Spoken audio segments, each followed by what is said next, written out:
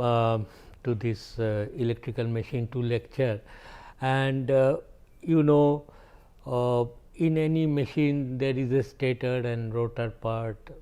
They will carry current, they will produce their respective field, and so there will be a stator field, there will be a rotor field, and there will be a resultant field. Now, to calculate the induced voltage in the coils, it is better to consider the resultant voltage instead of calculating the voltage induced in the stator coil because of stator field. Then you calculate the induced voltage because of rotor field, add them, you will get the correct answer. But instead of doing that, if I know where is stator field, where is rotor field, then I will add them up, get the net field or resultant field. And in fact, in terms of that, we found out in our last class, the torque is proportional to sin delta, where delta is the angle between B net and B resultant. That is also important thing. Now, in case of induction motor, how these things will look like, I will try to tell you. See, this is very interesting. For example, this is the stator structure of the induction motor, which houses a balanced 3-phase windings.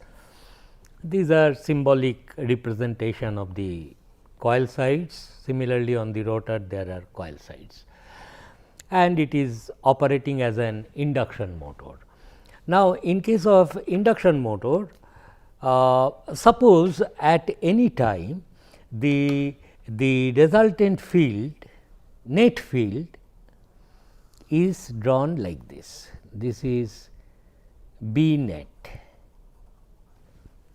Okay. This I will draw, and suppose this rotating field is moving in this direction with a speed n s or omega s in the anticlockwise direction. And as we know, with respect to a stationary observer, this B net will appear to move with a speed n s. Right at that instant of time, when it is positioned vertical, the question is, what will be the polarity of the induced voltage in the stator conductor first. With respect to stator, B net is moving in this direction, but while applying the formula BLV to find out the polarity of the induced voltage right hand rule, what you have to do is B should be made stationary and conductor should be moving with some velocity. So, if you apply that, it will be, that is B is stationary, and then I can assume this conductor is moving in the opposite direction. So, if you apply that, this is V of the conductor respect to B net, and it will become dot and it will become cross, is not.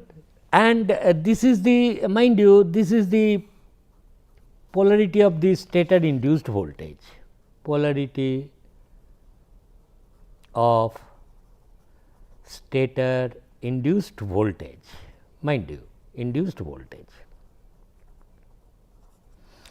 Acha, suppose induction motor is operating steadily, and with respect to a stationary observer, rotor is moving, has to move in the same direction with some rotor speed n r, and suppose n s is greater than n r, which is motoring mode, motor mode. It is motor mode, we know that. So, similarly, if you sit on the rotor conductor, B net will appear to move with the slip speed n s minus n r in this direction. Therefore, polarity of the rotor induced voltage will be also, this was stator induced voltage, this will be the rotor induced voltage polarity, which will be same. So, rotor induced voltage is same, rotor induced voltage polarity, this is dot, this is cross, that is fine. But since the rotor circuit has a resistance and reactance, the current this is the polarity of the maximum induced voltage at this instant. So, current in this conductor is not now maximum, and we have seen that in a 3-phase distributed winding, whichever phase carries maximum current, field will be along that direction, that we know I max. Therefore, how to draw the direction of the rotor field? I know this much, okay, this is at this instant, this is the maximum induced voltage, okay, and the field is moving like this.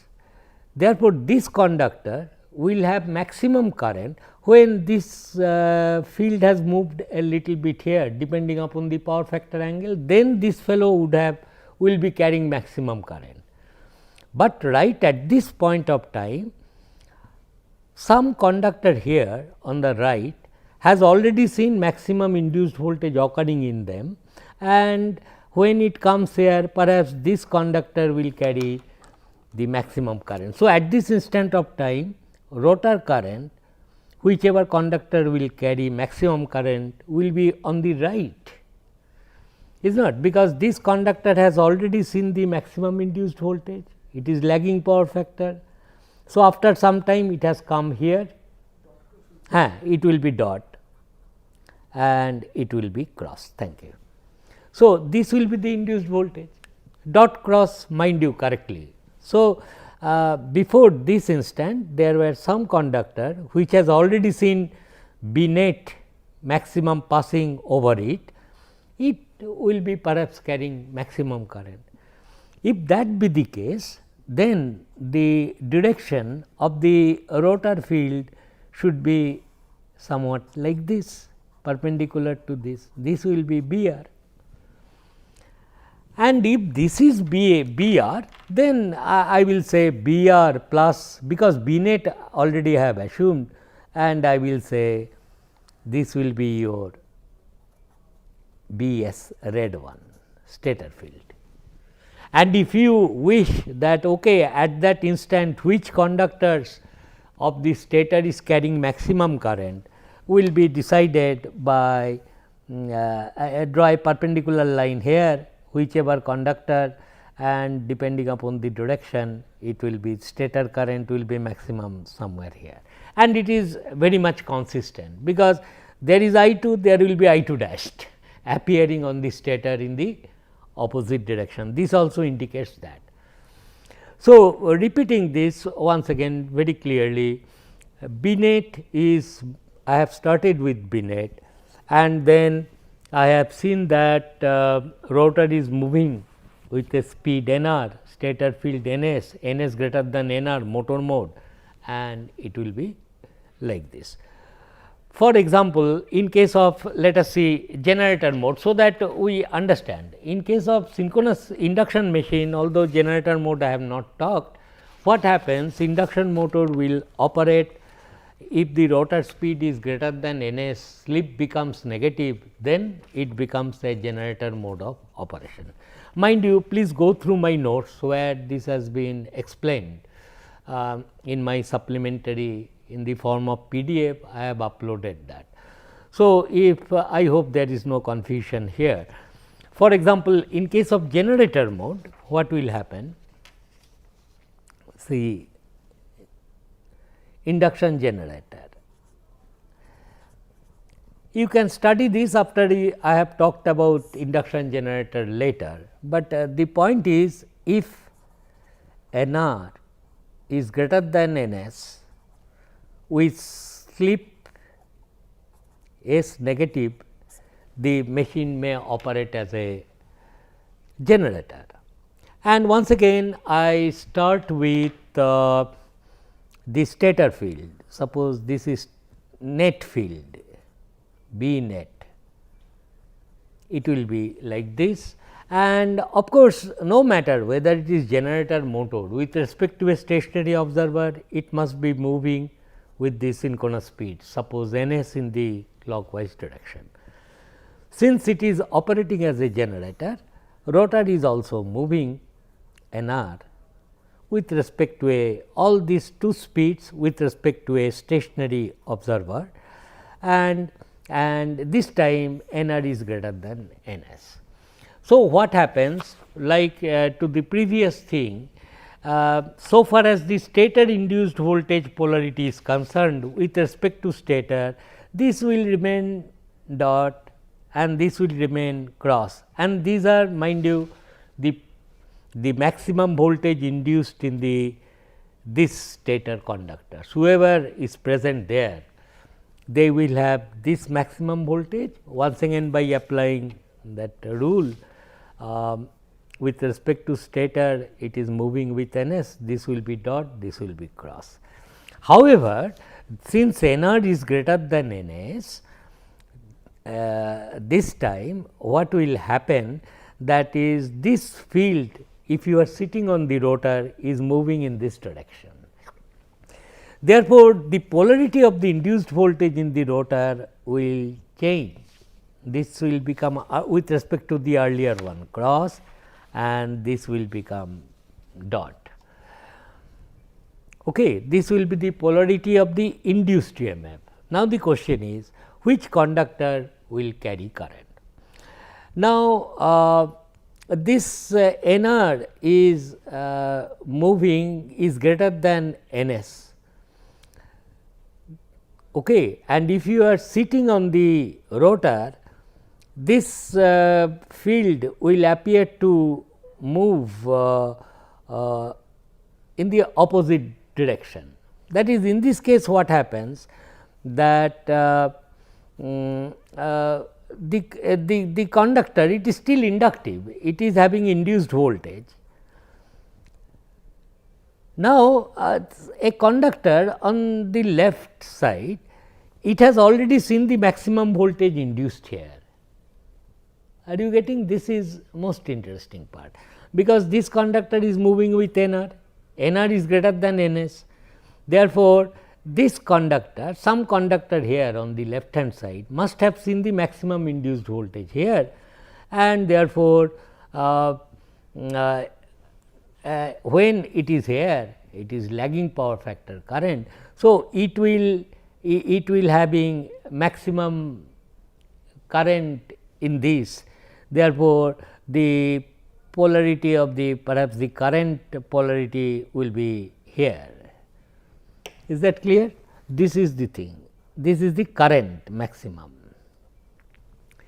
If that is the current, then your BR should be like this, your BR should be perpendicular to this, somewhere here.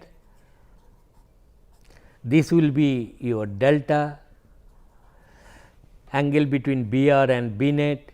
So, electromagnetic torque will be in the opposite direction as that of the rotation in case of generator mode. Everything is nice, and your BS has to be BR plus BS.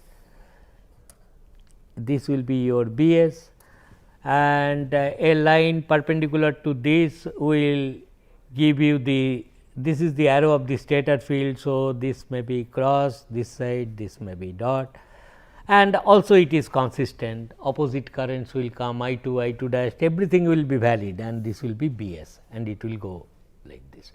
So, in case of both motoring and generating mode, it is there. Similarly, the rotor, and mind you, this is delta, and we have already seen that the electromagnetic BR towards B net is the direction of the torque. In case of motoring mode, you see this is delta, this will be delta, and the torque will be in this direction along the direction of rotation. Everything is now consistent. So, both motor mode and generator mode, these are the direction of the fields. In case of synchronous motor also it can be drawn. I am not now drawing it, although I have included in my note. In case of synchronous machine, it is much more simpler. So, because everything is rotating at synchronous speed. So, kindly go through the notes with this understanding. Induction motor, it is tougher. Of course, I must add one point. I have assumed that machine is running with some sleep n s minus n r by n s, is not? I have, if the machine is running under no load condition, sleep value is small. So, that circuit is almost resistive. Then suppose sleep is very small, motor mode, sleep small. Okay.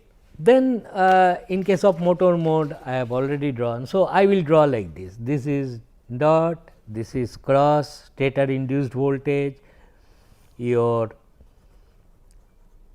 B net moving with speed n s, that is fine, it will be moving. Rotor induced voltage also will have same polarity, cross dot. But in that case, you know, the rotor, if slip is small, magnitude of the rotor induced voltage is small, and whatever current it will cause, it will be almost in phase with the voltage. In that case, what will happen? A conductor on the right already has seen maximum voltage a little away from this, depending upon exact magnitude of the slip. Slip is small, therefore, rotor voltage may be here, induced current will be maximum here, and the strength of the rotor field will be perpendicular to this line, but this length will be very small, that is your BR, and then your BS will be like this. Got the point. Therefore, depending upon the value of the slip, this length will change, which B will remain practically constant, it is B net in case of induction motor operation, because that induced voltage induced in the rotor and supply voltage must match if you neglect that leakage impedance drop. This will be, so B net will remain practically constant as slip changes. Got the point. Therefore, henceforth, and I will just tell you one thing, that henceforth, therefore, in any machine, if there is a net field, this is the conclusion I want to draw, B net, rotor field maybe here there rotor field BR will be there, this angle is delta and this will be the situation, and electromagnetic torque is in this direction, direction of rotation of rotor NR also in the same direction, rotor rotation. For this is for motor mode, and for generator mode it will be BR will be here, this is B net and BR will be somewhere there.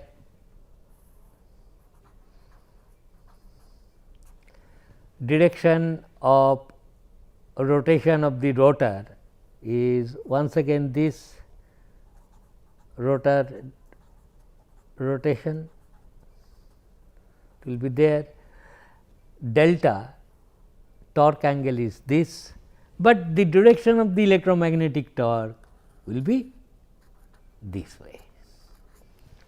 So, this is the thing we should be keeping in our mind, and this is true for operation of any of the machines, be it induction, be it synchronous, be it DC machine, the direction of the field can be properly drawn.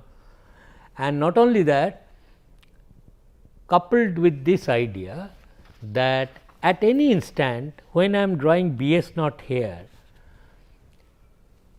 the resultant field of stator or rotor It is difficult, but they are carrying time varying current, no doubt, but at least I am sure when, for example, A phase instantaneous current is maximum.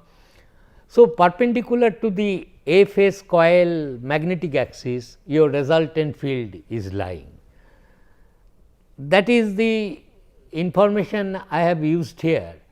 When I say that Bs is here, I mean that perpendicular to this line, whatever phase exists here, they are carrying maximum current, or whatever phase belts A or B phase, if it is, they are carrying their together effect is that one. So, I can say if this is Bs, perhaps A phase maximum is here, something like that. Therefore, a rotating magnetic field gives you the electromagnetic torque of a machine when it interacts with your rotor field. The electromagnetic torque produced can be, you can live with Bs and Br, still get electromagnetic torque, which in our earlier case I told the angle between Bs and Br is gamma. But so, magnitude of Bs, magnitude of Br sin gamma is the torque. But people like to express the torque in terms of the net field. Why? Because if you want to live with Bs and Br for analyzing the machine, nothing wrong in that, but then every time to calculate the induced voltage in the stator coil, you have to calculate it separately for Bs, separately for Br depending upon their relative velocities, and then finally come up with that. So, it is better you try to, instead of individually calculating, you get the resultant field, net field. For net field, whatever is the induced voltage, in one stroke I can get, because B net is all B are sinusoidally distributed, that is what we have assumed, only fundamental component of the MMF we are considering. Therefore, they will have sinusoidal induced voltage, flux per pole will be 4 pi P B net L R, resultant flux per pole. Then use that famous formula root 2 pi f etcetera to get the induced voltage. And this B net will also decide what will be the induced voltage in the rotor. Polarity of the induced voltage when B is moving is slightly tricky, because we know this formula, when a conductor moves and there is a magnetic field, conductor is moving relative to the field, voltage is BLV, then only you are allowed to apply the right hand rule, okay, like this. B, V is thumb. So, B thumb, and this way this resultant field you can calculate. But in this case, stator conductor is fixed, B is moving like this. Therefore, what you can assume that B net is stationary, and imagine to get this dot polarity, imagine this is moving and then apply right hand rule to get the polarity of the induced voltage. Okay. So, this topic is important. Okay. Thank you.